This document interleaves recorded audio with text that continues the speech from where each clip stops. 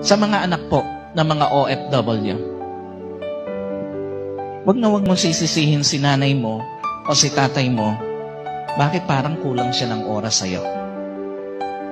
Alam mo ba kaya siya kulang ng oras sa'yo? Para yung bawat oras ng pagkain mo, may kakainin ka.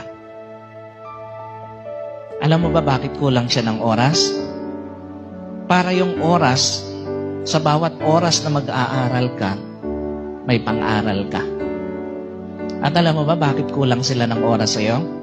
Para yung oras, sa bawat oras na uuwi ka, may bahay ka na uuwian. At doon sa mga anak na nagtatanong, bakit ibang bata ang inaalagaan ng nanay ko? Tandaan mo, habang ibang bata ang hawak ng nanay mo, sa puso niya, ikaw pa rin naman yung naroroon. Sa mga bata na nagtatanong, sa mga anak na nagtatanong, bakit ibang bata ang inaaruga ng nanay ko?